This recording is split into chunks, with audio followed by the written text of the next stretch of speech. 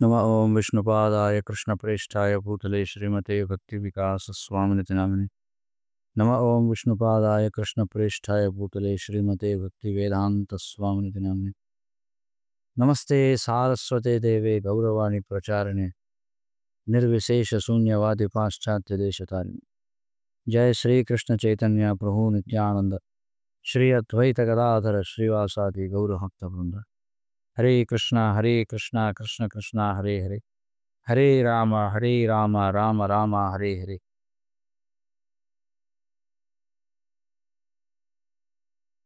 శ్రీ చాణక్యనీతి మనం 6 శ్లోకాలు చర్చించడం జరిగింది. 7వ శ్లోకం.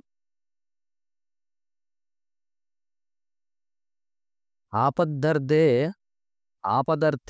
ధనం రక్షేచ్ శ్రీమతాం కుత ఆపదః కదాచిత్ చలితా లక్ష్మీః సంచితం చ వినశ్యతి అని చెప్పన్నారు. ఆపదర్థే ధనం రక్షేచ్ శ్రీమతాం కుత ఆపదః కదాచిత్ చలితా లక్ష్మీః సంచితం చ వినశ్యతి అన్నారు. అనువాదం: భవిష్యత్తులో రాబోయేటువంటి ఉత్పాతాల కోసం కొంత సంపదను పక్కన పెట్టుకోండి. ఎన్నడూ కూడా ధనవంతుడు కష్టకాలాలను ఎందుకు ఎదుర్కోవాలి అని అడగొద్దు అంటున్నారు. ఇప్పుడు కూడా ఎందుకని ధనవంతుడు కష్టకాలాలను ఎదుర్కోవాలని అడగొద్దు. ఎందుకంటే ఒకవేళ లక్ష్మీదేవి ఆమె ఎక్కడికైనా వెళ్ళిపోవాలని నిర్ణయించుకుంటే మీరు ఏవైతే పొదుపు చేసుకున్న ఉన్నాయో అవన్నీ కూడా నశించిపోతాయి కాబట్టి అని చెప్పుకుంటున్నాడు. కాబట్టి ఏమంటున్నాడు? కష్టకాలం కోసం, భవిష్యత్తులో రాబోయే కష్టకాలం కోసం కొంత సంపదను వెనకేసుకోండి, పక్కన పెట్టుకోండి. ఎన్నడూ కూడా ధనవంతుడు ఎందుకు కష్టకాలాలు ఎదుర్కోవాల్సి వస్తుంది అని అడగొద్దు. ఎందుకంటే మరి లక్ష్మీదేవి ఆమె ఒకవేళ ఎక్కడికైనా వెళ్ళాలని నిర్ణయించుకుంటే ఖచ్చితంగా మీరు పొదుపు చేసుకున్నవన్నీ కూడా నశించిపోతాయి కాబట్టి దానికి భాష్యం చెప్తున్నారు.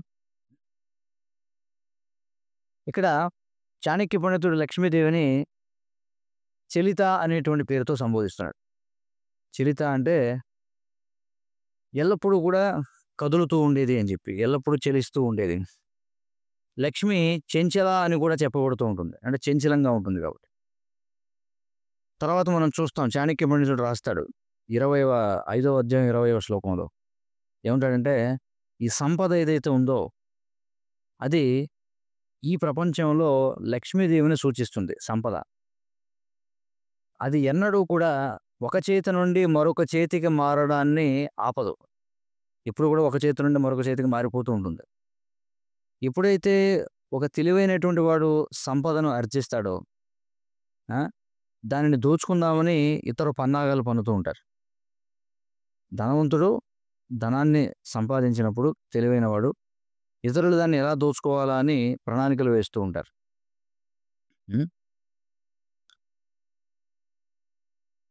ఏ విధంగా అంటే ఈ బ్యాంకులేమో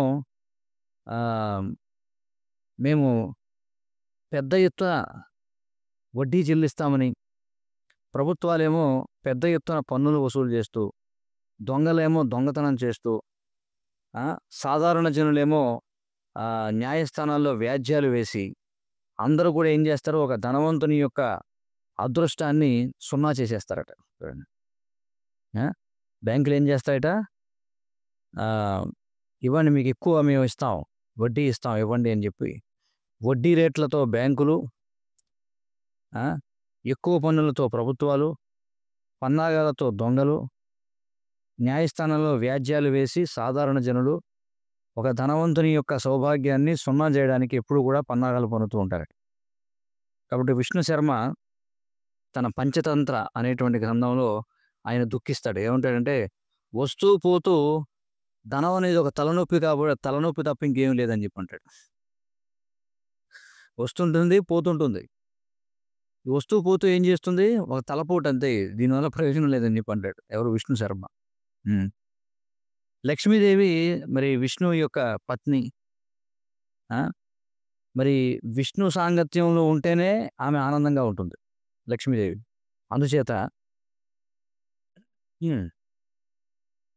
ఈ ధనాన్ని పరిపాలించేటువంటి, సంపదలను పరిపాలించేటువంటి లక్ష్మీదేవిని సంతృప్తిగా ఉంచాలి అంటే ఏం చేయాలంటే, కనీసం కొంత ధనాన్నైనా సరే వ్యక్తి విష్ణువు యొక్క సేవలో వినియోగించాలని చెప్పి అంటున్నారు.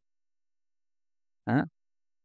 భారతదేశంలో ఈ బిర్లా కుటుంబం ఏదైతే ఉందో, సంపన్నవంతమైనటువంటి బిర్లా కుటుంబం గురించి ఒక ఆధునికమైనటువంటి ఒక నానుడి ఒకటుందట. ఏమని చెప్పబడుతుందంటే, 3 లేదా 4 తరాల క్రితం ఈ కుటుంబం యొక్క పూర్వీకుడు ఎవరైతే ఉన్నాడో, అతడు ఒక సాధువు చేత ఆశీర్వదింపబడ్డాడట. ఆ సాధువు ఏం చెప్పాడంటే, "నీ యొక్క భవిష్యత్ తరాల వారు ఎవరైతే ఉన్నారో, వారు నీలాగా ధనవంతులుగా ఉండాలంటే, వారు ఏదైతే సంపాదిస్తున్నారో, దానిని భగవంతుని యొక్క సేవలో వినియోగించాలి" అని చెప్పాడట. ఆ! మరి ఆ బిర్లాకి ఉపదేశం ఇవ్వబడిందట. ఏమని? హ్మ్. ఆ!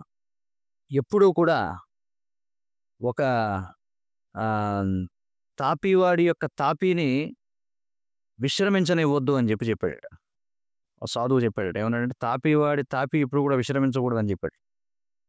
ఆ! మరి ఈనాడు మనం చూస్తే మరి సమాజం యొక్క శ్రేయస్సు కోసం, అలాగే తమ యొక్క శ్రేయస్సు కోసం ఈ బిర్లా కుటుంబం వాళ్ళు ఆహ్, విష్ణు యొక్క సంతృప్తి కోసం భారతదేశ వ్యాప్తంగా ఎన్నో సుందరమైనటువంటి దేవాలయాలను నిర్మించారు. ఇక్కడ వ్యాఖ్యాత చెబుతున్నారు. మేము ఈ బిర్లాలో నిర్మించినటువంటి ఎన్నో గొప్ప గొప్ప మందిరాలను సందర్శించాం. లక్ష్మీనారాయణ మందిరం ఢిల్లీలో ఉంది. కురుక్షేత్రంలో గీతా మందిరం ఉంది. హైదరాబాద్‌లో వెంకటేశ్వర మందిరం ఉంది. అలాగే మథురా బృందావన్ రోడ్‌లో శ్రీకృష్ణ మందిరం ఉంది. ఆ! అలాగే ఎప్పుడు గూడా వాళ్ళు ఆపలేదట. ఈ యొక్క నిర్మాణాలు ఎప్పుడు గూడా ఆపలేదని జెప్పి అంటున్నారు. కాబట్టి అంతిమంగా మనం దాచిపెట్టుకోవడానికి సంపద మనది కాదు, ఆస్తిపాస్తులు మనవి కావు. కాబట్టి ఒక లోభి నరకంలో దుఃఖాన్ని అనుభవించకుండా ఉండాలంటే, మనం పోగు చేసుకునేటువంటి ధనం ఏదైతే ఉందో, అది తప్పనిసరిగా ఆ! సర్వేశ్వరుడైనటువంటి విష్ణువు యొక్క సేవ కోసం, ఆయన యొక్క సంతృప్తి కోసం వినియోగించాలి. అప్పుడు చలితాదేవి ఆమె ఏం చేస్తుందంటే ఆహ్, ఆమె యొక్క చిరునామాని మార్చుకోవడం ఆపుతుంది. ఆపి ఏం చేస్తుంది, మన ఇల్లే ఏదైతే ఉందో, ఆ ఇంట్లో ఉన్నటువంటి ప్రతీది కూడా మనం ఎప్పుడైతే మాధవునికి అర్పిస్తామో చూడండి. Then Chalita may kindly condescend to make her address our very home once we have decided everything to her. Once we have dedicated everything to her lord Madhava. ఇప్పుడైతే మా అంటే ఎవరు? లక్ష్మి. ధవ అంటే భర్త. కాబట్టి ఈ మాధవుని కోసం ఎప్పుడైతే మనం సమస్తాన్ని అంకితం చేస్తామో, అప్పుడు చలితాదేవి మన ఇంటి నుండి తన చిరునామాని మార్చుకోవడానికి ఆపుతుందట. చిరునామా మార్చుకోకుండా అక్కడే ఉంటుందని చెప్పి అంటున్నారు. ఆ! మరి మన యొక్క జీవితం చాలా సూక్ష్మమైనటువంటిది. ఆ! ఆహ్, కాబట్టి కులశేఖర మహారాజు ఎవరైతే ముకుందమాల స్తోత్రంలో 24వ శ్లోకంలో పాడాడో, కాబట్టి మనం కూడా మన జీవితం చాలా చిన్నది కాబట్టి తెలివైనటువంటి మనం కూడా ఏం చేయాలంటే, ఏ విధంగా అయితే ముకుందమాల స్తోత్రంలో కులశేఖర మహారాజు పాడుతున్నారో అలా పాడాలట. ఆయన ఏమని పాడారాయన? ఓ మాధవ. హ్మ్.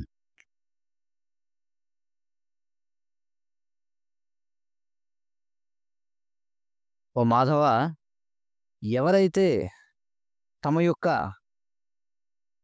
పుణ్యరాశులు క్షీణించిపోయి, కనీసం నీ యొక్క పాదపద్మాల చెంత భక్తి లేని వారు ఎవరైతే ఉన్నారో, వాళ్ళ వైపు దయచేసి నన్ను చూడనివ్వను కూడా చూడనివ్వద్దని చెప్పి అంటున్నాడు. అంటే ఎవరైతే తమ యొక్క పుణ్యరాశులు మొత్తం క్షీణించిపోయి, విష్ణువు యొక్క పాదపద్మాలను సైతం అర్చించరో, ఎవరికైతే భక్తి లేదో, అలాంటి వారి వైపు నన్ను చూడనివ్వను కూడా చూడనివ్వద్దు. ఆ! అలాగే నీ యొక్క లీలలు ఏవైతే ఉన్నాయో, వైభవపేతమైనటువంటి నీ లీలలు ఏవైతే ఉన్నాయో, వాటిని వినడం నుండి నన్నెప్పుడు కూడా పక్కదారి పట్టనివ్వొద్దు. ఆ! నీ యొక్క లీలలు వినడం మానేసి, ఇతర విషయాలు వినడంలో నాకు ఆసక్తి కలగనివ్వొద్దు. ఓ జగన్నాథ!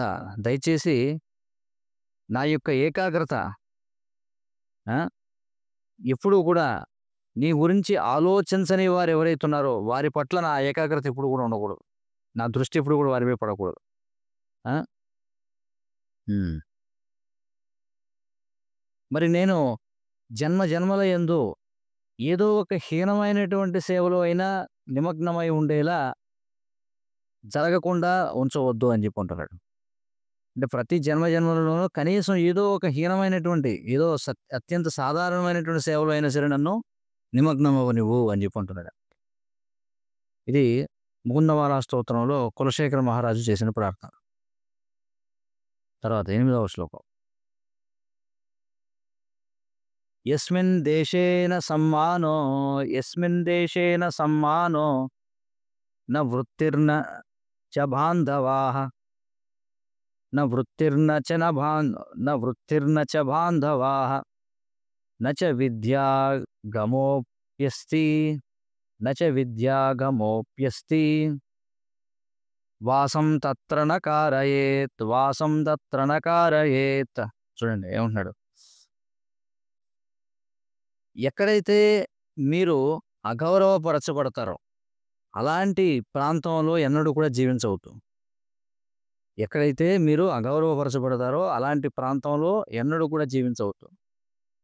ఎక్కడైతే మీరు సంపాదించలేరో, ఎక్కడైతే మీరు అగౌరవపరచబడతారో, ఎక్కడైతే మీకు స్నేహితులు లేరో, ఎక్కడైతే మీకు నేర్చుకోవడానికి ఏమీ లేదో అలాంటి ప్రదేశంలో ఎన్నడూ జీవించవద్దని చెప్పి అంటున్నాడు.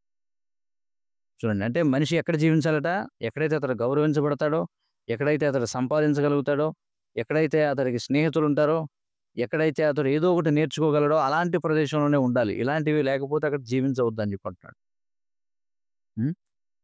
హ్మ్. కాబట్టి చాణక్య పండితుడు చెప్తున్నాడు ఏమంటున్నాడంటే, ఎక్కడైతే విద్యను సముపార్జించలేమో అక్కడ జీవించవద్దు అంటున్నాడు. భాష్యం చెప్తున్నారు. ఆ! మరి ఒక ఆత్మ సాక్షాత్కారం సాధించినటువంటి వ్యక్తి యొక్క పాదాల చెంత కూర్చోవడం అనేది, అంటే ఎవరైతే మనకు కృష్ణ చైతన్యం గురించినటువంటి నిజమైన జ్ఞానాన్ని అందించగలుగుతాడో, అలాంటి ఒక జ్ఞానవంతుడైనటువంటి వ్యక్తి యొక్క ఆ వ్యక్తి యొక్క పాదాల చెంత కూర్చోవడం అనేది ఎక్కువ లాభాన్ని తీసుకొస్తుందట. దేనికంటే అంటే ఆహ్, భూమిపై ఉన్నటువంటి అన్ని విశ్వవిద్యాలయాల నుండి పోస్ట్ గ్రాడ్యుయేషన్ డిగ్రీలు, పోస్ట్ గ్రాడ్యుయేషన్ డిగ్రీల మాలను పొందే కంటే, అంటే చాలామంది చూస్తుంటాం పేరు చివరన ఎంఏ, ఎంఎస్సీ, పీహెచ్‌డీ ఇలా రాసుకుంటారు. అలాంటి వాటిని పొందే కంటే కూడా ఆత్మ సాక్షాత్కారం సాధించినటువంటి ఒక వ్యక్తి యొక్క పాదముల చెంత కూర్చొని, అతని నుండి కృష్ణ చైతన్యం యొక్క నిజమైనటువంటి జ్ఞానాన్ని పొందడం మేలు అని చెప్పి అంటున్నారు. హ్మ్. ఆత్మ సాక్షాత్కారం అనేది మోక్షానికి ఆరంభం అని చెప్పి అంటున్నారు. ఆత్మ సాక్షాత్కారం అనేది మోక్షానికి ఆరంభం. కానీ భౌతిక విద్య అంటే ఆధ్యాత్మిక ప్రయోజనం లేనటువంటి భౌతిక విద్య అనేది ఈ మాయ యొక్క ఆహ్, అనంతమైనటువంటి వలలో మనం చిక్కుకున్నట్టే అని చెప్పి అంటున్నారు. చూడండి. ఏమిటది? ఆధ్యాత్మిక ప్రయోజనం లేనటువంటి భౌతిక విద్య అనంతమైనటువంటి మాయ యొక్క వల అని చెప్పి అంటున్నారు. మరి ఎవరైతే ఏ పండితుడైతే తనకు గౌరవం దొరకని చోట, సంపాదించుకోలేని చోట, స్నేహితులు లేని చోట, ఏమీ నేర్చుకోలేని చోట జీవిస్తాడో, అలాంటి వాడు శ్మశానంలో జీవించినట్టే అని చెప్పి అంటున్నారు. నిజమైనటువంటి పండితులు ఎక్కడైతే వైదిక విద్య గౌరవించబడుతుందో అక్కడే వాళ్ళు వర్ధిల్లుతారట. అది 8వ శ్లోకం. 9వ శ్లోకం. ధనికః శ్రోత్రియో రాజా ధనికః శ్రోత్రియో రాజా నదీ వైద్యస్తు పంచమః పంచయత్ర న విద్యంతే నతత్ర దివ సంవసేత్. చూడండి ఏమంటున్నాడు. ఈ 5 నీకు కనబడిన చోట ఒక్కరోజు గూడా ఉండొద్దంటున్నాడు. ఈ 5 ఇప్పుడు చెప్పబోయే 5 దొరకని చోట ఒక్కరోజు గూడా ఉండొద్దు. ఏమిటవి? హ్మ్. సంస్కారం కలిగినటువంటి వ్యక్తి, వేదములలో విద్యావంతుడైనటువంటి బ్రాహ్మణుడు, రాజు, నది మరియు వైద్యుడు. ఈ 5 లేని చోట జీవించవద్దని జెప్పంటున్నాడు. ఆ! కాబట్టి అది ఇక్కడ చెప్తున్నాడనమాట. అంటే సమర్థత కలిగినటువంటి వ్యక్తి అంటే ఆర్థిక స్తోమత అని జెప్పి అంటాం చూడండి. స్తోమత కలిగినటువంటి వ్యక్తి, వేద విద్య కలిగిన బ్రాహ్మణుడు, రాజు అంటే పాలకుడు, నది, అలాగే వైద్యుడు. ఈ 5 లేని చోట ఒకరోజు కూడా ఉండొద్దని జెప్పంటున్నాడు. భాష్యం.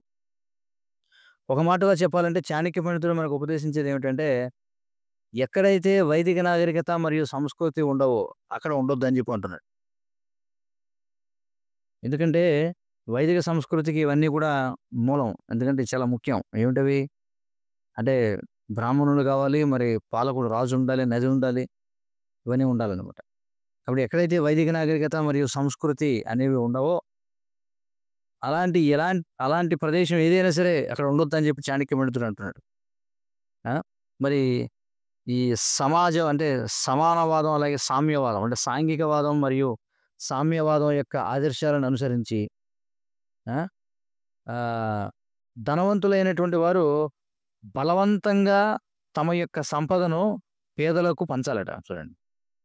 అంటే సామ్యవాదులు ఏమంటారంటే ఎవడైతే ధనవంతులున్నారో వారి చేత బలవంతంగా ఏం చేయించాలి? వాళ్ళ యొక్క ధనాన్ని పేదలకి పంచేలా చేయాలి. మరి చాణక్య పండితుడు ఆరోగ్యవంతమైనటువంటి సమాజానికి ఏదైతే ఆయన ఒక దృష్టి, ఆయన యొక్క భావన కలిగి ఉన్నాడో అది పూర్తి వ్యతిరేకంగా ఉంది. చాణక్య పండితుడి దృష్టి మాత్రం పూర్తి వ్యతిరేకంగా ఉంది. దేని గురించి? ఆరోగ్యవంతమైన సమాజం గురించి. ఆయన ఏమంటున్నాడంటే, ఆయన ఏమని ఉపదేశిస్తాడంటే, ధనవంతులైన వారు ఎవరైతే ఉన్నారో వారు సమాజానికి చాలా శ్రేయస్కరమైనటువంటి వారు అంతిమంగా. ఎందుకంటే వారే ఉపాధి కల్పిస్తారు. వాళ్ళే ఏం చేస్తారు? పన్ను భారాన్ని మోస్తారు. ఆ! మరి ఆ విధంగా చేస్తే ఏమవుతుంది? అంతిమంగా సమాజంలో ఉన్నటువంటి సభ్యులందరికీ కూడా అది ప్రయోజనాన్ని చేకూరుస్తుంది. ఆ! కాబట్టి చాణక్య పండితుడు ఏమంటున్నాడు? ఈ మ్యాన్ ఆఫ్ మీన్స్ అంటే సమర్థత కలిగినటువంటి ధనవంతుడైనటువంటి వ్యక్తి ఉండాలంట సమాజంలో. అంతేగాని సామ్యవాదులు ఏమంటారు? ధనవంతుడైన వ్యక్తి ఉన్నాడంటే వాడి చేత బలవంతంగా వాడి ధనమంతా కూడా పంచింపజేయాలనమాట. అలా కాదు. ధనవంతుడైనటువంటి వాడు ఉండాలి. ఎందుకంటే వాళ్ళే ఉపాధి కల్పిస్తారు. వాళ్ళే పన్ను భారాన్ని మోస్తారు. మరి ఆ విధంగా అంతిమంగా సమాజ సభ్యులందరికీ శ్రేయస్సును చేకూరుస్తారు కాబట్టి. హ్మ్. మరి బ్రాహ్మణులనేవారు సమాజంలో అత్యవసరంగా బ్రాహ్మణులనేవాళ్ళు సమాజానికి అత్యవసరం. ఎందుకంటే వాళ్ళు ఆహ్, స్ బోధకులు లేదా సమాజానికి ముఖం వంటివాళ్ళు. ముఖం అంటే ఏమిటి? తల. తల వంటివారు. మరి పద్ధతి ప్రకారం దీక్షితులైనటువంటి వైష్ణవ బ్రాహ్మణుల యొక్క మార్గనిర్దేశకత్వం లేకుండా సాంఘిక వ్యవస్థ తలలేనటువంటి మొండెంలాగా మారిపోతది. ఆ! మరి ఇంగిత జ్ఞానం, అలాగే ఆధ్యాత్మిక నాయకత్వం అనేది లేకపోతే ఏమవుతుందంటే, ఈ వ్యవస్థ అంతా గూడా గందరగోళంలో పడిపోతుంది. అంటే ఈనాటి ప్రపంచ పరిస్థితిలో ఉంటుంది అని చెప్తున్నారు. ఎవరు లేకపోతే, ఈ బుద్ధి అనేది లేకపోతే, ఆధ్యాత్మిక నాయకత్వం అనేది లేకపోతే. ఆ!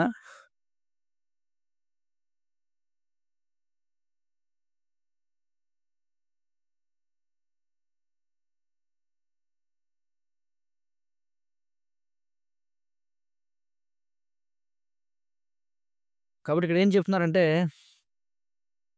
ఈ పేద బ్రాహ్మణులు ఎవరైతే ఉన్నారో, వాళ్ళు చేసేటువంటి యజ్ఞాలు ఏవైతే ఉన్నాయో, ఆ యజ్ఞాల ఫలితంగా ఏమవుతుందంటే వర్షాలు కురుస్తాయి. చూడండి. ఆ! అంటే ఎలాంటి వర్షం అంటున్నారు ఇక్కడ? ఆహ్, సంపద వర్షం కురుస్తుందట భూమిపై. ఆ విధంగా ఈ శ్లోకంలో చెప్పబడినట్టుగా నదులనేవి తయారవుతాయి. ఆ! మరి బ్రాహ్మణులనేవాళ్ళు వాళ్ళు కావాలని ఏం చేస్తారు? పేదరికాన్ని ఆహ్, స్వచ్ఛందంగా స్వీకరిస్తారనమాట. ఆ! కానీ వాళ్ళ యొక్క యజ్ఞాలేవైతే ఉన్నాయో వాళ్ళేమో పేదరికంలో జీవిస్తారు బ్రాహ్మణులు. కానీ వారు చేసేటువంటి యజ్ఞాలేవైతే ఉన్నాయో అవి ఇతరులకు సంపదను కలిగిస్తాయి. 2300 సంవత్సరాల క్రితం చాణక్య పండితుడు అతడు చాలా అత్యంత పేదరికంతో కూడిన జీవితాన్ని గడిపాడు. కానీ అతడు ఆహ్, ఒక ఈ మగధను కేంద్రంగా చేసుకున్నటువంటి ఒక సంపత్ సమృద్ధమైనటువంటి, విశాలమైనటువంటి ఒక రాజ్యాన్ని, ఒక వ్యవస్థని అతడు పరిపాలన చేశాడు. ప్రణాళిక వేశాడు చూడండి. కానీ అతడు మాత్రం చాలా పేదరికంలో జీవించాడు. కాబట్టి ఈ శ్లోకంలో చెప్పబడినట్టుగా రాజు కూడా అత్యంత ముఖ్యం. ఆ! ఎందుకని? ఎందుకంటే అతడు బ్రాహ్మణులను పోషిస్తాడు. మరి బ్రాహ్మణులుంటేనే సమాజంలో యజ్ఞాలనేవి పోషింపబడతాయి. కాబట్టి ఇక్కడేమంటున్నాడు? ఇక్కడ సంపద కలిగినటువంటి వాడు ఉండాలి సమాజంలో. అలాగే బ్రాహ్మణుడు ఉండాలి. అలాగే క్షత్రియుడు కూడా ఉండాలి. అప్పుడు నదులనేవి కూడా ఉంటాయి. ఎందుకంటే యజ్ఞం చేస్తేనే ఏమవుతుంది? వర్షం పడుతుంది. వర్షం పడితేనే నదులనేవి ఉంటాయి కాబట్టి. హ్మ్. కాబట్టి శ్రీల ప్రభుపాదుల వారు ఈ శ్లోకంపై శ్రీమద్ భాగవతం 1:8:40 ఇచ్చిన ప్రవచనం. 1974 మాయాపూర్ అక్టోబర్ 20 తారీఖున ఇచ్చిన ప్రవచనంలో ఆయన వ్యాఖ్యానించారన్నమాట ఈ శ్లోకంలో. ఆ! ప్రభుపాదుల వారన్నారు. చాణక్య పండితుడు అంటాడు ఏమనంటే ఎక్కడైతే నది లేదో, ఎక్కడైతే స్నేహితుడు లేడో, ఎక్కడైతే దేవాలయం లేదో, అలాంటి పట్టణానికి గాని, నగరానికి గాని వెళ్ళొద్దని చెప్పి అంటాడు. ఆ నగరానికి వెళ్ళొద్దు. నది లేకపోతే, స్నేహితుడు లేకపోతే, మందిరం లేకపోతే, అప్పుడు ఆ గొప్ప నగరం అనేది గొప్ప అరణ్యం లాంటిది. ఆ! కాబట్టి నిషేధించబడింది. అందుచేత మనం వీటితో ఆనందంగా ఉండాలి. ఈ నగరాలు, పట్టణాలు అంటే దాని అర్థం నగరాలు, పట్టణాలంటే పెద్ద పెద్ద కబేళాలు, సినిమాలు, అలాగే వేశ్యాగృహాలు, కర్మాగారాలు ఇలాంటి మురికివి ఇవన్నీ కాదు. అవన్నీ కూడా ఇక్కడ చెప్పబడలేదని చెప్పి అంటున్నాడు. ఎందుకంటే శాస్త్రాల్లో ఎక్కడైతే నగరాల గురించిన వర్ణన వచ్చిందో, ఆ నగరాలన్నీ కూడా ఎలా చెప్పారంటే నగరాలన్నీ కూడా గొప్ప గొప్ప తోటలతోటి, ఆ! వనాలతోటి నిండి ఉన్నాయని చెప్పబడింది. అంతేగాని భాగవతంలో, శాస్త్రాల్లో నగరాల గురించిన వర్ణన వచ్చినప్పుడు అక్కడ, అక్కడ కబేళాలున్నాయని, సినిమా హాల్లున్నాయని, వేశ్యాగృహాలున్నాయని, కర్మాగారాలున్నాయని, లేకపోతే ఈ యొక్క డంప్ యార్డులున్నాయని ఎక్కడ చెప్పలేదు మనకు. ఆ ప్రవచనంలో శ్రీల ప్రభుపాదుల వారు ప్రత్యేకించి ఆహ్, మరి ఆయన మాయాపూర్‌లో ప్రవచనం చెప్పారు గదా! ఆ మాయాపూర్ మందిరానికి అతి చేరువ నుండే గంగా నది ప్రవహిస్తూ ఉందన్నమాట. కాబట్టి ఆ ప్రవచనంలో ఆయన ఏం చేశారంటే, ఈ ప్రవహిస్తూ ఉన్నటువంటి గంగా నది యొక్క పవిత్రత పైకి అందరి యొక్క ఏకాగ్రతను మళ్లించారు. ఆ! అంటే ఆయన యొక్క దృష్టి ఏమిటనేది అక్కడ అంటే ఆయన దూరదృష్టి ఆయన ఏం ఆశిస్తున్నారు, ఏం కోరుకుంటున్నారనేది మనకి వ్యక్తం చేశారనమాట. ఎందుకంటే ఆయన ఒక ఆధ్యాత్మిక నగరాన్ని అక్కడ ఏర్పాటు చేయాలనుకున్నారు మాయాపూర్. ఆ! మరి అది ఇప్పుడు అది నెరవేరింది. ఎందుకంటే అక్కడ నగరం ఏర్పాటయింది. ఆ ప్రవచనం ఇచ్చిన తర్వాత మరి ఈ శ్లోకంలో చెప్పబడినటువంటి అన్ని ఆహ్, హ్మ్, ఈ శ్లోకంలో చెప్పబడినటువంటి అన్ని అంశాలు కలిగినటువంటి ఒక నగరం ఏర్పాటయిందక్కడ అన్నమాట. మరి నదుల నుండి మనం మన దేహ ఆరోగ్యానికి, అలాగే పోషణకు, పరిశుభ్రతకు కావాల్సినటువంటి ప్రయోజనాలన్నీ కూడా పొందుతాం మనం నదుల నుండి. ఆ! అందుకే ఎవరైతే ఈ యొక్క నదులను ఈ మురికి నీటితో కలుషితం చేస్తారో, వారు వైదిక సంస్కృతిలో శిక్షింపబడేవారన్నమాట చూడండి. వైదిక సంస్కృతిలో ఎవరైతే ప్రవహించేటువంటి ఈ జలాశయాలు ఏవైతే ఉన్నాయో, వాటిలోకి మురికి నీరుని కలుపుతారో, వాళ్ళందరూ కూడా శిక్షింపబడ్డారు. ఆ! మరి ఈ శ్లోకం కూడా ఇది బృహస్పతి నీతి శాస్త్రం నుండి స్వీకరించబడిందట. ఇప్పుడు మనం చెప్పుకున్నటువంటి శ్లోకం ఏమిటది? ధనికః శ్రోత్రియో రాజా నదీ వైద్యస్తు పంచమః. పంచయత్రన విద్యంతే నతత్ర దివసం వసేత్ అని చెప్పన్నాడు. అది 10వ శ్లోకం. లోకయాత్రా భయం లజ్జ దాక్షిణ్యం త్యాగశీలత లోకయాత్ర భయం లజ్జ దాక్షిణ్యం త్యాగశీలత పంచయత్రన విద్యంతే న కుర్యాత్ తత్ర సంహితం. పంచయత్రన విద్యంతే న కుర్యాత్ తత్ర సంగతిం అని చెప్పన్నారు. ఏమన్నాడంటే ఎక్కడైతే ఆ, మనకు జీవిక లేదో, ఎక్కడైతే పౌరులకు భయము గాని లజ్జ గాని ఉండవో, ఎక్కడైతే నైపుణ్యం అనేది ఉండదో, వైరాగ్యం అనేది ఉండదో, అలాంటి ప్రదేశాల్లో జీవించవద్దు అని చెప్పి అంటున్నాడు చాణక్యుడు. ఏమంటున్నాడు? ఎక్కడైతే జీవిక లభించదో, జీవిక అంటే ఏమిటి అంటే జీవితాన్ని పోషించుకోవడానికి అవకాశం దొరకదు. ఆ? ఎక్కడైతే పౌరులు భయం లజ్జ లేకుండా ఉంటారో, ఎక్కడైతే నైపుణ్యం అనేది వైరాగ్యం అనేది ఉండదో, అలాంటి చోట జీవించొద్దని చెప్పన్నారు. అలాంటి ప్రదేశాలు. భాష్యం. బృహస్పతి కూడా అలాగే చెప్పాడట. ఏమన్నాడంటే ఎక్కడైతే మీరు గౌరవింపబడరో, ఎక్కడైతే రాజులు అనేవాళ్ళు ఉండరో, ఎక్కడైతే ఉన్నత విద్యకు అవకాశం ఉండదో అక్కడ జీవించవద్దని చెప్పాడట. ఆ? ఉమ్. ఆ, రాబర్ట్ యంగ్ పెల్టన్ అనేటువంటి వాడు ఒక ఒక పుస్తకం రాశాడట. ఏమనంటే వరల్డ్స్ మోస్ట్ డేంజరస్ ప్లేసెస్ అని చెప్పి, అంటే ప్రపంచపు అత్యంత ప్రమాదకరమైనటువంటి ప్రదేశాలు అని ఒక పుస్తకాన్ని ఆంగ్లంలో రాశాడు రాబర్ట్ యంగ్ పెల్టన్ అనేవాడు. అది ఒక దిశానిర్దేశం ఇవ్వడం కోసం అనమాట జనానికి. ఆ పుస్తకంలో అతడు ఏం చేస్తారంటే ప్రపంచంలోని అత్యంత అంధకారంతో కూడినటువంటి కొన్ని నలుమూలల్లో ఆ, ఉండేటువంటి నిర్ఘాంతపరిచే గందరగోళ పరిస్థితుల గురించి అందులో రాస్తాడనమాట. మరి ఆఫ్రికా గురించి అతను చేసినటువంటి చర్చలో పెల్టన్ అతడు ఆ, ఈ మధ్య ఉన్నటువంటి ఈ శామ్యూల్ డో అనేటువంటి ఒక లైబీరియాకి చెందినటువంటి నియంత గురించి రాశాడనమాట. నిన్నటి రోజున మనం చర్చించుకున్నాం ఆఫ్రికా దేశంలో నాకప్రాయమైన పరిస్థితులు ఎలా ఉంటాయని. ఉమ్. మరి ఆ శామ్ డో అనేటువంటి వాడు అప్పటికే చనిపోయాడు, పుస్తకం రాసేవాడు, ఈ నియంత అనమాట. ఒకడు వాడి యొక్క రోజు ఎలా ఉంటుందో, వాడితో జీవిస్తే ఒక రోజు ఎలా ఉంటుందో రాశారనమాట.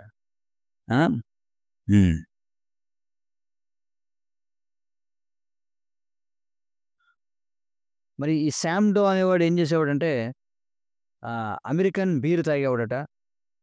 తర్వాత హ్యాలోవిన్ అనేటువంటి దుస్తులు ధరించి జీపులోకి దూకేవాడట, జీపులోకి. ఆ? మరి ఈవిడ జీపులో ప్రయాణిస్తూ ఉండగా తుపాకీ పట్టుకొని దారిముట్ట పోతూ వినోదం కోసం దారిలో ఎదురైన వాళ్ళందరినీ చంపేవాడట కాల్చుతూ. చూడండి, జీపులు వెళుతూ సరదాగా, అంటే ఈ రోడ్డు మీద వేగంగా నడుపుతూ సరదాగా కనిపించిన వాళ్ళలా కాల్చేసేవాడట తుపాకీతోటి. ఆ?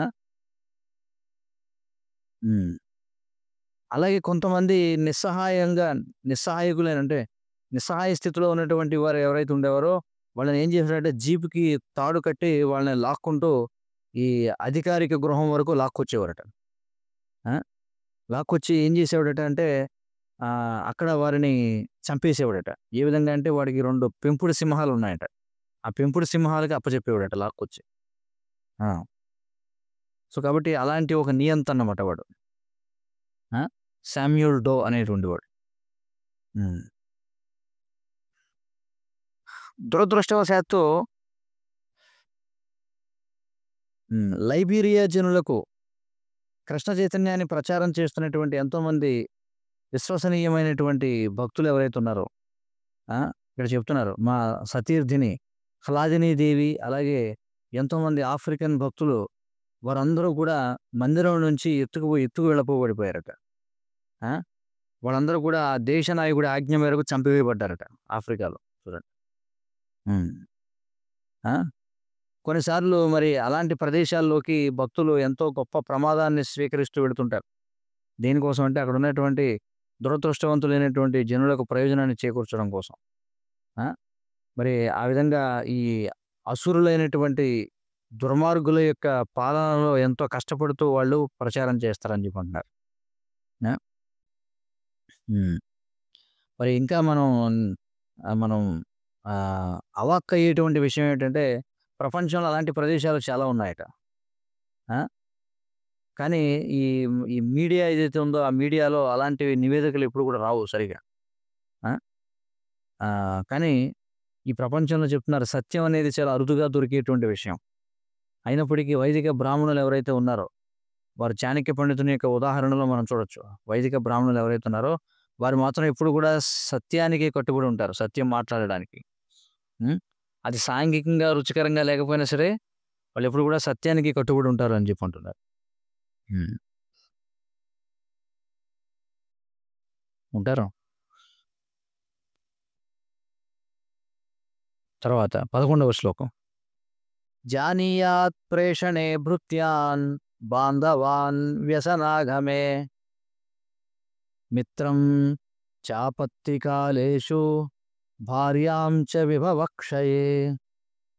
జానీయాత్ ప్రేషణే భృత్యాన్ బాంధవాన్ వ్యసనాగమే మిత్రం చాపత్తికాలేషు భార్యాం చ విభవక్షయే. చూడండి ఏమంటున్నాడు.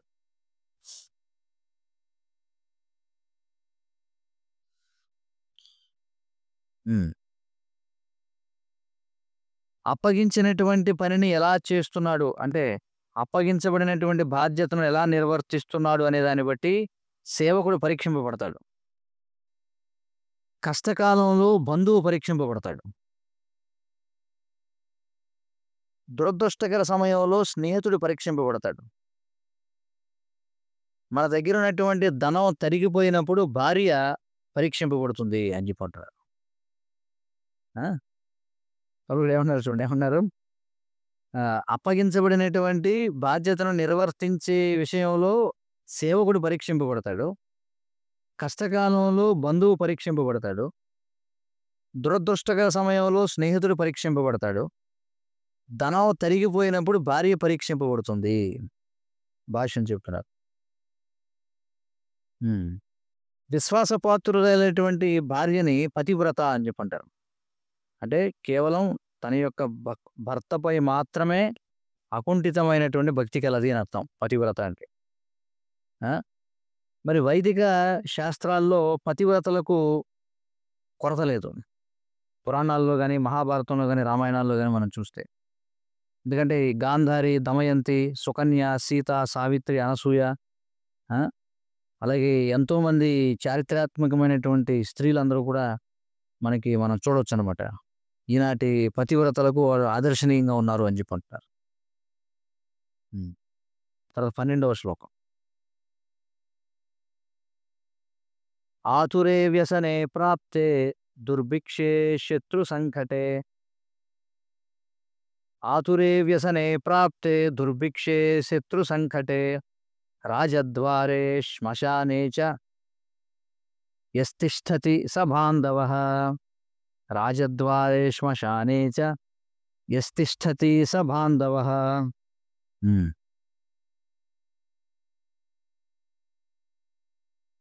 ఎవరు నిజమైనటువంటి స్నేహితుడో చెప్తున్నారు. ఆ! ఎవరు నిజమైనటువంటి స్నేహితుడట, మీరు వ్యాధిగ్రస్తులై ఉన్నప్పుడు మిమ్మల్ని విడిచిపెట్టనివాడు. దురదృష్టంలో ఉన్నప్పుడు విడిచిపెట్టనివాడు. ఆ! దుర్భిక్షంలో విడిచిపెట్టనివాడు. శత్రువుల చేత చుట్టముట్టబడినప్పుడు విడిచిపెట్టనివాడు. ఆ! అలాగే రాజదర్బారులో విడిచిపెట్టనివాడు. లేదా చితికి నిప్పంటించేటప్పుడు మిమ్మల్ని విడిచిపెట్టనివాడు. వాడే మీ నిజమైన స్నేహితుడు అని చెప్పి అంటున్నాడు. ఎవరట?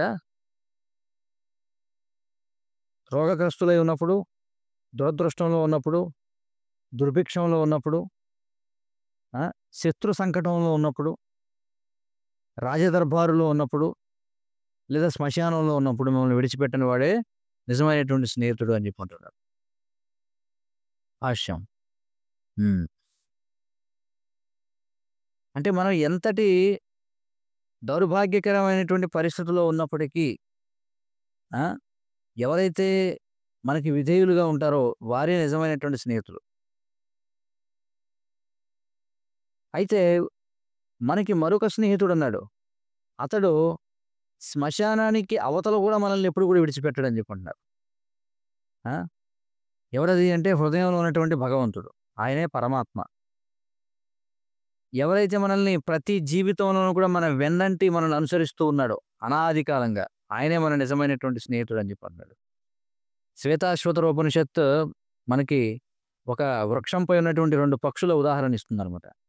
అందులో ఒక పక్షి ఆ చెట్టు యొక్క పండ్లను తింటూ ఉంటుంది. మరొక పక్షి కేవలం చూస్తూ ఉంటుంది. ఎప్పుడైతే ఈ జీవాత్మ ఈ భౌతిక భోగం అనేటువంటి తప్పుడు తలాన్ని విడిచిపెడతాడో, ఎప్పుడైతే హృదయంలో ఉన్నటువంటి భగవంతుని వైపు తిరుగుతాడో, అంటే ఎవరతను స్నేహపూర్వకంగా చూస్తూ ఉండేటువంటి పక్షి ఏదైతే ఉందో ఆ వైపు చూస్తాడో, అప్పుడు మాత్రమే భగవద్ధామానికి తిరిగి వెళ్ళేటువంటి అవకాశం మనకు వస్తుంది అని చెప్పంటున్నారు. బ్రహ్మదేవుడు బ్రహ్మ సమితిలో ప్రార్థిస్తున్నాడు. ఏమంటున్నాడంటే, గోవిందమాదిపురుషం తమహం భజామి. ఆదిపురుషుడైనటువంటి గోవిందుడిని నేను భజిస్తున్నాను. ఆ! సకల విశ్వములు ఆయన యందే ఉంటాయి. ఆయన ప్రతి అణువులోనూ ఉంటాడు. ఈ విశ్వంలో విసిరివేయబడినట్టుగా, ఈ విశ్వంలో విస్తరింపబడినటువంటి ప్రతి అణువులో కూడా ఆయన ఉంటాడు అని చెప్పి అంటున్నాడు. ఆ! మరి ఆయన సర్వవ్యాపకుడు కావడం చేత, ఆయన సర్వాన్ని చూసేవాడు కూడా పరమాత్మ. కాబట్టి ఆయన వైపు తిరగడమే అంటే మన యొక్క శ్రేష్టమైనటువంటి స్నేహితుడైనటువంటి పరమాత్మ వైపు తిరగడమే. ఏ విధంగా తిరగాలంటే ఆయన వైపు ప్రేమపూర్వకమైనటువంటి సేవా వైఖరితో ఆయన వైపు తిరగడం ఏదైతే ఉందో, అది మన యొక్క భక్తియుత సేవను పోషించడం మాత్రమే కాకుండా ఏం చేస్తుందంటే, ఈ యొక్క భయానకమైనటువంటి జన్మ మృత్యు చక్రం ఏదైతే ఉందో, ఆ! పునరపి జననం, పునరపి మరణం అనేటువంటి చక్రం ఏదైతే ఉందో, దాని నుంచి మనల్ని బయటపడేస్తుంది. ఆ! ఎందుకంటే ఈ జన్మ మృత్యు చక్రం ఏదైతే ఉందో, మనకది ఎంతో బాధను మనకు కలిగించింది. ఈ నామమాత్రపు భోగం అనేటువంటి తలంలో మనకెంతో బాధను కలిగించింది అని చెప్పి అంటున్నారు. కాబట్టి మన హృదయంలో ఉన్నటువంటి ఆ స్నేహితుడి వైపు మనం తిరిగినట్లయితే, మనం ఈ యొక్క భయానకమైనటువంటి జన్మ మృత్యు చక్రం నుండి బయటపడగలం అని చెప్పన్నారు. హ్మ్. 13వ శ్లోకం.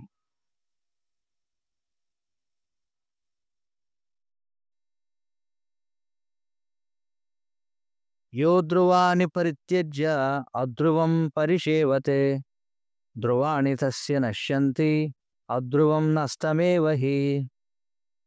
యో ధ్రువాని పరిత్యజ్య అధ్రువం పరిషేవతే ధ్రువాణి తస్య నశ్యంతి అధ్రువం నష్టమేవ హి. హ్మ్.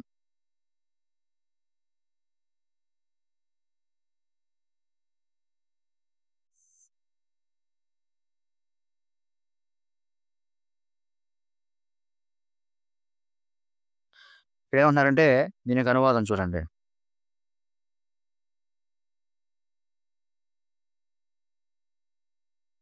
ఎవరైతే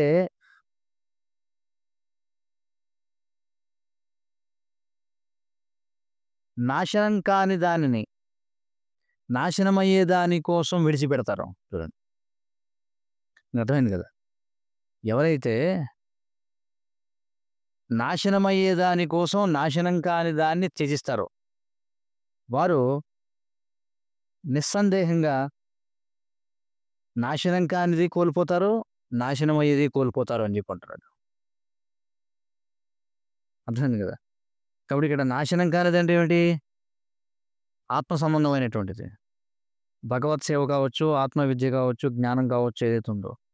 ఎవరైతే దానిని త్యజిస్తారో దేనికోసం? నాశనమయ్యే దానికోసం. వాళ్ళు నాశనమయ్యేది ఎలాగో నాశనం అయిపోతుంది అది పోగొట్టుకుంటారు.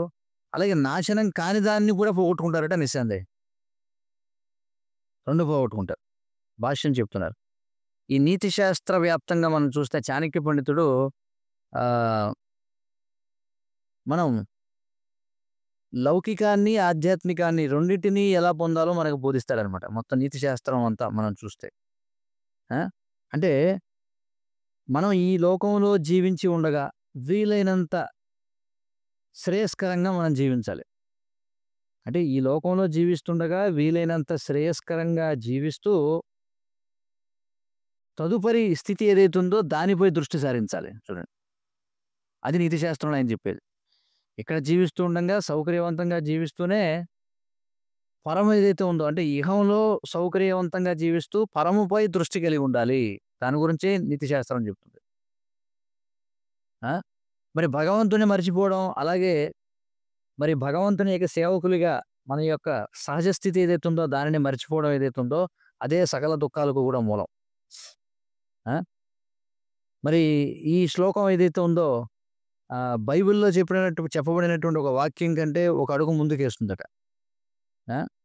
ఎందుకంటే బైబిల్‌లో ఒక వాక్యం చెప్పబడింది. ఏమిటంటే, "what of him who gains the world yet loses his eternal soul" అని చెప్పన్నాడు. అంటే ఎవరైతే ప్రపంచాన్ని జయించి తన యొక్క నిత్యమైనటువంటి ఆత్మను పోగొట్టుకుంటాడో వాడు పొందేదేముంది అని చెప్పి బైబిల్‌లో ఒక వాక్యం ఉంటుంది. ఉంటుంది కదా! నిత్యమైనటువంటి ఆత్మను పోగొట్టుకొని ప్రపంచాన్ని పొందేవాడు ఏం గెలుచుకున్నట్టు అని చెప్పి అడిగారు. మరి చాణక్య పండితుడు ఏమని బోధిస్తున్నాడంటే, అసలు ఈ ప్రపంచంపై సార్వభౌమత్వం ఏదైతే ఉందో ఆ! అది కూడా తాత్కాలికమైనదే అని బోధిస్తున్నాడు. అది కూడా నాశనం అవుతుందని బోధిస్తున్నాడు. ఆ! ఏ విధంగా అయితే ఇంద్రుడు కూడా ఏదో ఒక రోజు తాత్కాలికమైనటువంటి తన యొక్క ఇంద్ర పదవిని కోల్పోవాల్సొస్తుందో, ఆ విధంగా మరి ఈ భూమి మీద సార్వభౌమత్వాన్ని కూడా ఒకరోజు మనం విడిచిపెట్టాల్సొస్తుంది. హ్మ్. ఈ ప్రపంచాన్ని మృత్యులోకం అని జెప్పంటారు. మృత్యులోకం అంటే ఏమిటి? అంటే ఖచ్చితంగా చావు కలిగేటువంటి ప్రదేశం. మరి ఈ మాయ యొక్క ఉచ్చులో పడి ఆ! ఈ మాయ ఏమిటిది? ప్రపంచాన్ని ముంచెత్తేటువంటి శక్తి. ఇతరులందరూ కూడా ఏం జేస్తారట? తమను తాము మోసగించుకుంటున్నారట. ఏ విధంగా అంటే ఆహ్, వారు ఏదైతే స్థితిలో ఉన్నారో, ఆ స్థితిలో తాము భద్రంగా ఎల్లకాలం ఇక్కడే ఉంటాం అనేటువంటి మాయలో పడిపోయి ఉన్నారట. ఆ! అంటే మన యొక్క జన్మ ద్వారా, మన యొక్క కర్మ ద్వారా మనం ఏదైతే స్థితిని కలిగి ఉన్నామో ఈ ప్రపంచంలో, అది చాలా భద్రంగా ఉంది అని విశ్వసిస్తూ ఆ! తమను తాము మోసగించుకుంటూ ఉంటారట చూడండి. తమను తాము అలాగే అందరిని కూడా మోసం చేస్తూ ఉంటారట.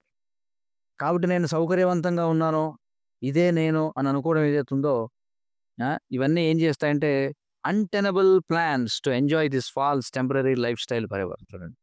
ఈ విధంగా ఆలోచిస్తూ నేను సౌకర్యంగా ఉన్నాను, ఇదే నేను అనుకుంటూ వాళ్ళు ఆహ్, కాలం చెల్లిపోయేటువంటి అంటే నిష్ప్రయోజనమైనటువంటి ప్రణాళికలు వేస్తూ ఉంటారట.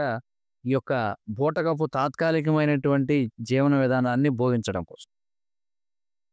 శ్రీమద్ భాగవతంలో 11, 22, 45లో శ్రీకృష్ణుడు ఈ తప్పుడు అవగాహన ఏదైతే ఉందో దాని గురించి తన స్నేహితుడైనటువంటి ఉద్ధవునికి చెప్తున్నాడు ఈ మాటల్లో. ఏమంటున్నాడు ఆయన? చూడండి. హ్మ్.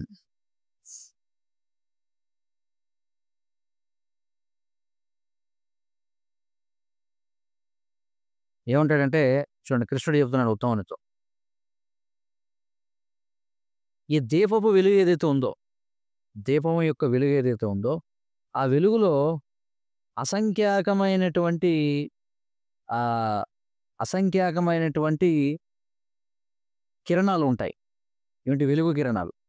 ఆ వెలుగు కిరణాలు నిరంతరం సృష్టింపబడుతూ, రూపాంతరం చెందుతూ, నశిస్తూ ఉంటాయి. ఇది దీపం నుండి వచ్చేటువంటి వెలుగు ఏదైతే ఉందో, ఆ వెలుగులో అసంఖ్యాకమైనటువంటి కిరణాలుంటాయట. ఆ కిరణాలు నిత్యం సృష్టింపబడుతూ, మార్పు చెందుతూ, నశిస్తూ ఉంటాయి. కానీ మోహపూరితమైనటువంటి బుద్ధి కలిగిన వాడు తప్పుగా మాట్లాడుతుంటాడట. ఏమంటాడట అంటే, "ఈ దీపం ఇంకా వెలుగుతూనే ఉంది" అంటుంటాడట. చూడండి. వాస్తవానికి దీపం వెలుగుతున్నట్టు కనిపిస్తుంది. కానీ దాని నుంచి వచ్చేటువంటి వెలుగు ఏదైతే ఉందో, అది నిరంతరం సృష్టింపబడుతూ, రూపాంతరం చెందుతూ, నశించిపోతూ ఉంటుంది. ఆ! ఏ విధంగా అయితే మనం ప్రవహించేటువంటి నదిలో చూడొచ్చు. నిత్య నూతనమైనటువంటి నీరు వస్తూ ఉంటుంది. అలాగే వెళ్ళిపోతూ ఉంటుంది. అయినప్పటికీ నీటిలో అదే బిందువుని చూస్తూ ఒక మూర్ఖుడు ఏమనుకుంటాడట అంటే, ఇది ఈ నది యొక్క నీరు అంటాడట. మీరు ఇది ఈ నదిలో నీరు అనేటప్పటికి ఆ నీరు వెళ్ళిపోతుందక్కడ. అదుండదు. ఆ! అలాగే ఈ మనిషి యొక్క భౌతికమైనటువంటి దేహం అనేది నిరంతరం మార్పు చెందుతూ ఉన్నప్పటికీ, ఎవరైతే కేవలం తమ యొక్క జీవితాలను వృధాపరుచుకుంటూ ఉంటారో, వాళ్ళు తప్పుగా ఏమని అనుకుంటారంటే, ఆ! జీవితంలోని ఈ దశ, ఇదే మనిషి యొక్క నిజమైనటువంటి అస్తిత్వం, ఇదే నిజమైన గుర్తింపు అనుకుంటారు. కానీ వాస్తవానికి ఈ శరీరం అనేది ఎప్పుడు కూడా మారిపోతూనే ఉంది. ఆ! హ్మ్.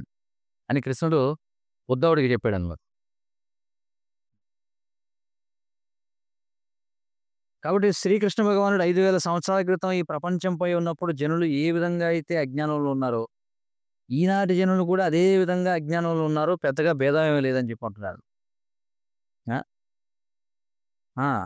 అజ్ఞానం విషయంలో అలాగే ఉన్నారు. మోహం కలగడం విషయంలో అలాగే ఉన్నారంటున్నాడు.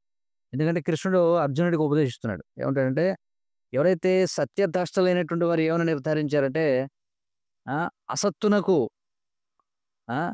అస్తిత్వం లేదని, అలాగే నిత్యమైనటువంటి దానికి నాశనం లేదని సత్యద్రష్టలైనటువంటి వారు ఆ రెండిటి యొక్క స్వభావాన్ని అధ్యయనం చేసి చెప్పారు అని చెప్పంటాడు. అంటే నాసతో విద్యతో భావో నా భావో విద్యతే సతః ఉభయోరపి దృష్టోంతః త్వనయోస్తత్వదర్శిభిః అనేటువంటి శ్లోకం. భగవద్గీత 2:16. హ్మ్.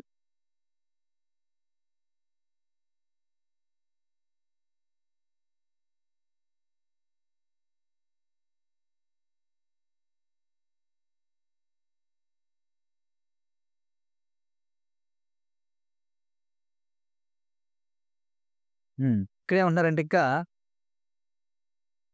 ఏ భక్తుడైతే భగవంతుడికి శరణాగతి పొందాడో అతడు చూడండి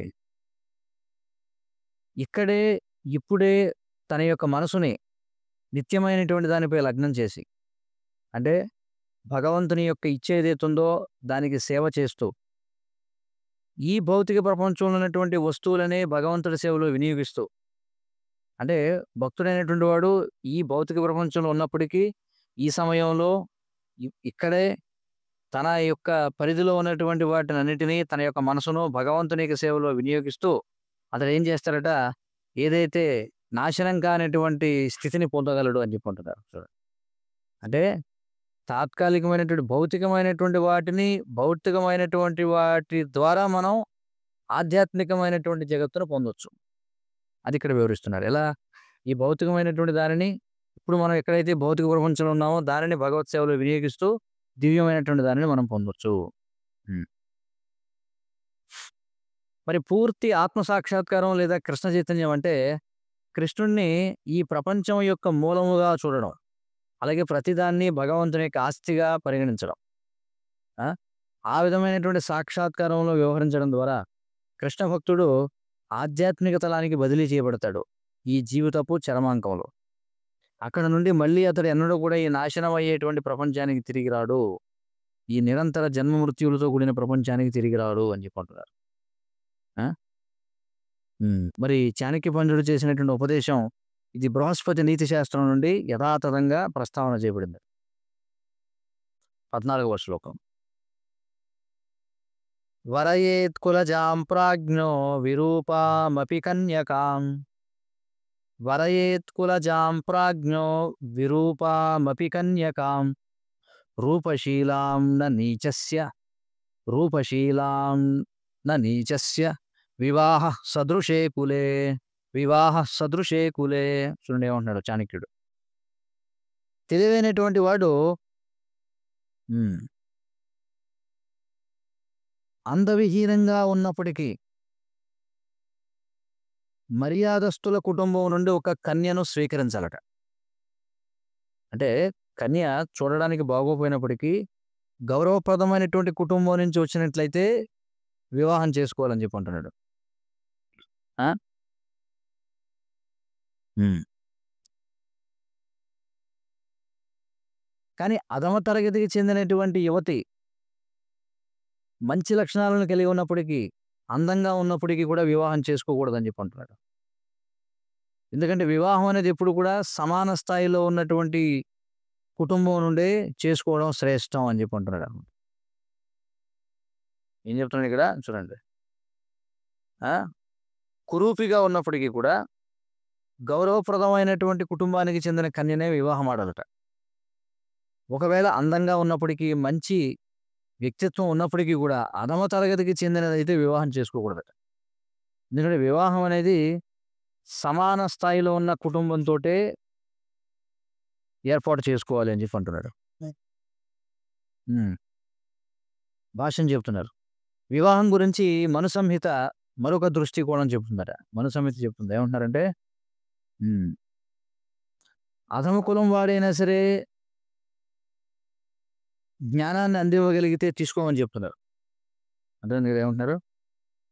అధమ కులజుడు నుండి అయినా సరే వాడు మాట్లాడితే జ్ఞానాన్ని మనం తీసుకోవచ్చు. ఆ! అత్యధముడు ఒకవేళ గొప్ప లక్షణాలను ప్రదర్శిస్తే వాటిని మనం నేర్చుకోవచ్చు. అలాగే స్త్రీ రత్నాన్ని చెడు కుటుంబం నుండైనా స్వీకరించొచ్చని చెప్పి మను సంహిత చెప్తున్నారు. స్త్రీ రత్నాన్ని చెడు కుటుంబం నుండైనా సరే మనం తీసుకోవచ్చని చెప్పి మను సంహితలో చెప్పబడింది. అక్కడ చూద్దాం అక్కడ చెప్తారు. హ్మ్. అయితే చాణక్య పండితుడు ఆహ్, ఈ తీర్పుని మనకి 16వ శ్లోకంలో కూడా ఇస్తారట. నీతి శాస్త్రంలో మనం చూస్తాం. ఆ! ఆహ్, అంటే ఈ తీర్పు ఏదైతే ఉందో అంటే మను సంహితలో చెప్పబడిన ఈ తీర్పు ఏదైతే ఉందో ఏమని స్త్రీ రత్నాన్ని చెడు కుటుంబం నుండైనా స్వీకరించొచ్చని చెప్పబడింది గదా! దానికి ఆ యొక్క ఆహ్, ఈ తీర్పుని మనకి 16వ శ్లోకంలో ఇచ్చినటువంటి దానితో ఆయన జయిస్తాడని చెప్పి అంటున్నారు. ఏమంటున్నారంటే అక్కడ ఏం బోధిస్తుందంటే ప్రతి సందర్భం కూడా భిన్నంగా ఉంటుంది. ప్రతిదానికి కూడా ఒక విలక్షణమైనటువంటి తీర్పు ఇవ్వడం అనేది మనం చేయాల్సుంటుంది. అంటే సందర్భాన్ని బట్టి మనం నిర్ణయాన్ని తీసుకోవాల్సుంటుంది. సమయాన్ని బట్టి, సందర్భాన్ని బట్టి అని చెప్పి అంటున్నారు. ఒక తెలివైనటువంటి భక్తుడు ఆహ్, మొట్టమొదట ఆలోచించాలట.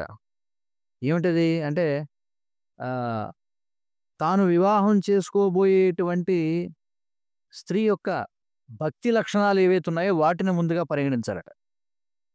ఎందుకంటే గృహస్థాశ్రమంలో కృష్ణ చైతన్యాన్ని సాధన చేయడం కోసం అత్యంత ముఖ్యమైనటువంటి అంశం ఏమిటంటే, కాబోయేటువంటి భార్య భక్తియుత లక్షణాలను కలిగి ఉండడం అనేది అన్నిటికంటే కూడా ముందు చూడాల్సినటువంటి లక్షణాలని చెప్పంటారు. ఆ తర్వాతే కులం, ఆ తర్వాతే అందం ఇవన్నీ కూడా. చూడండి.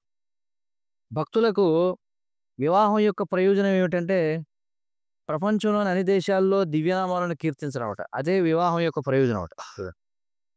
ఆ! ఒక విషయం అయితే ఖచ్చితంగా చెప్పొచ్చు.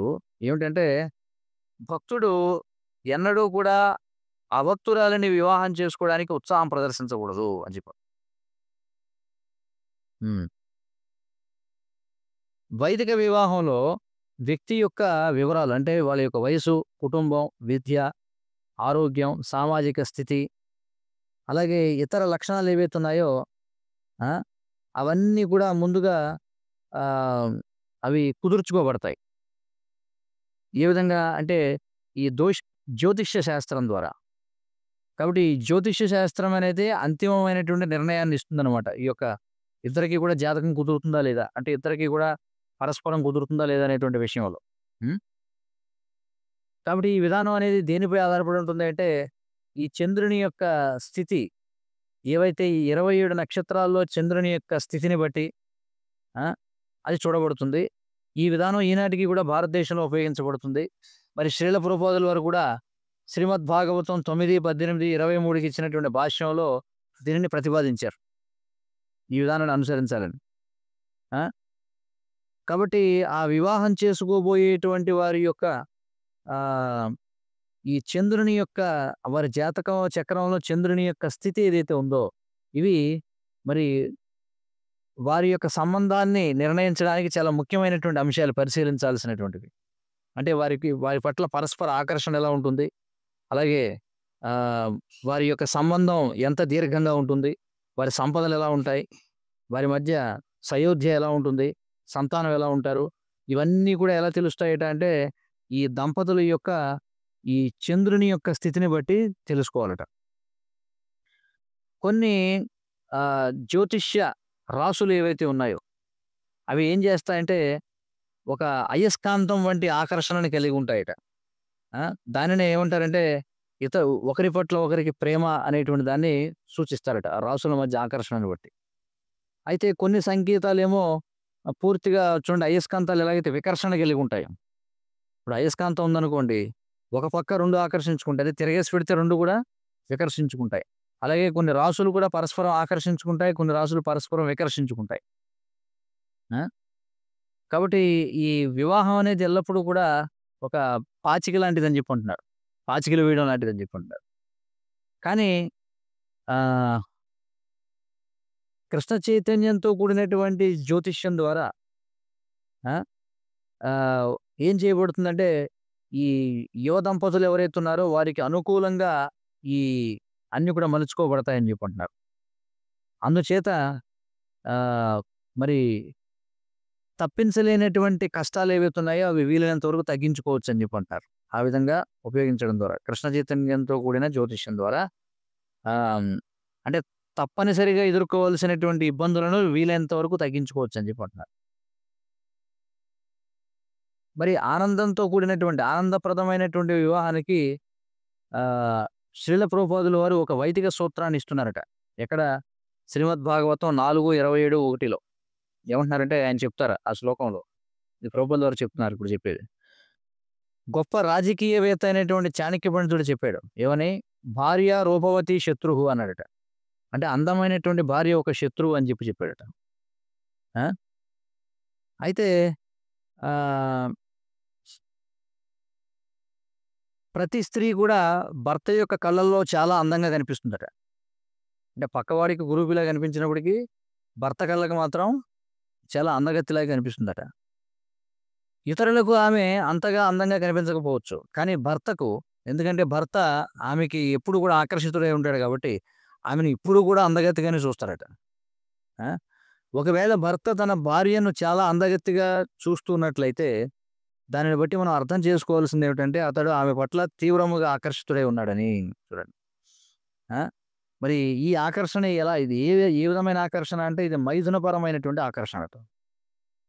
సమస్త ప్రపంచం అంతా గూడా ఆ!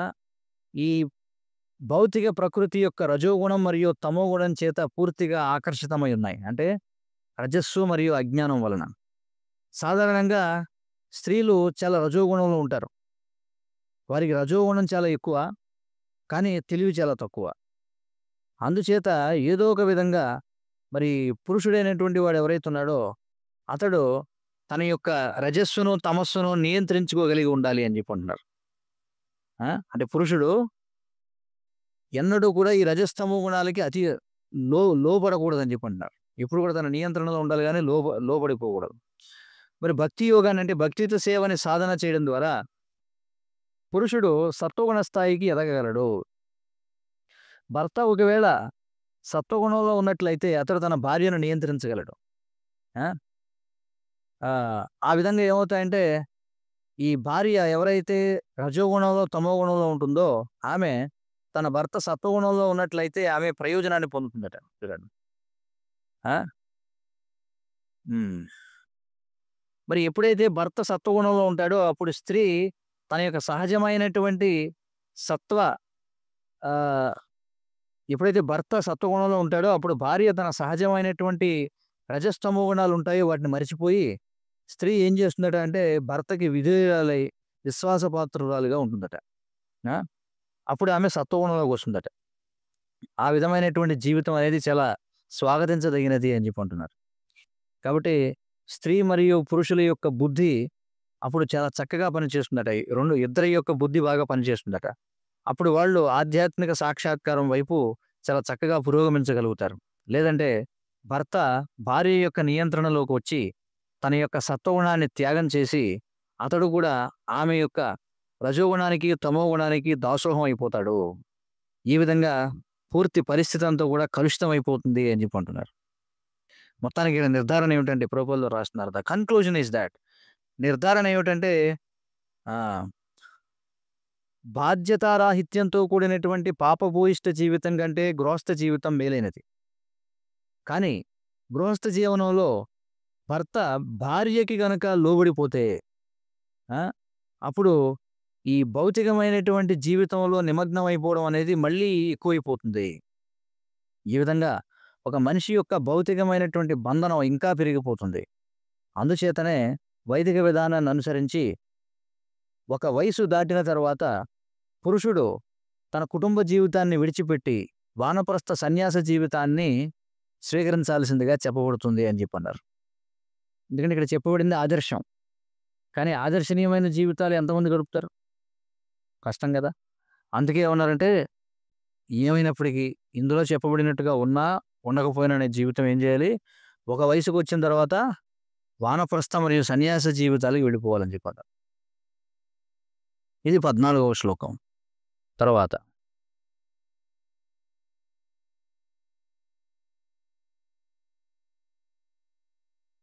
15వ శ్లోకం దీర్ఘంగా ఉంది. కాబట్టి రేపటి రోజున భగవత్ చిత్తం అయితే మళ్ళీ చర్చించడానికి ప్రయత్నం చేద్దాం.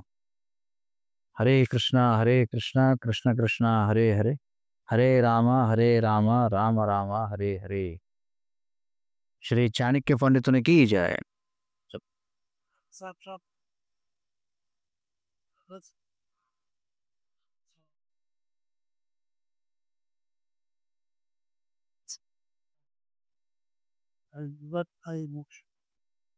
మోక్షం తర్వాత అవును. మొక్కనికి అక్కడికి ఈయన చిదచే గీత కల్పం ఇది భక్తి మార్పుల్లో విశ్వ భక్తిలో అది మోక్షం.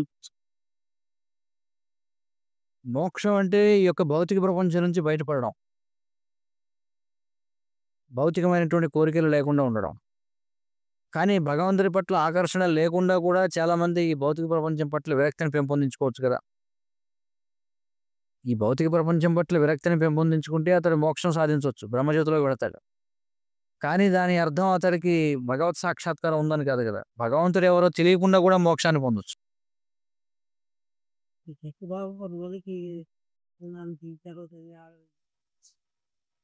అంటే ఏదైనా కావచ్చు, మొత్తానికి భగవంతుడు ఎవరో తెలియకుండా కూడా మనిషి మోక్షాన్ని పొందొచ్చు. అది ఇక్కడ విషయం.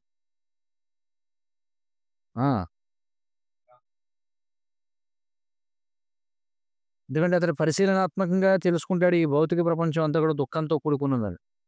అందుకే అతడు ఏం చేస్తాడు, పూర్తిగా జడంగా మారిపోతాడు అనమాట. ఆ విధంగా అతడు ఏం చేస్తాడు, ఈ విధమైనటువంటి కోరికను కలిగి ఉన్నాడు, మళ్ళీ ఈ భౌతిక ప్రపంచంలో రావాలి. దాని చేత అతడు ఏం చేస్తాడంటే బ్రహ్మజ్యోతిలోకి వెళతాడు.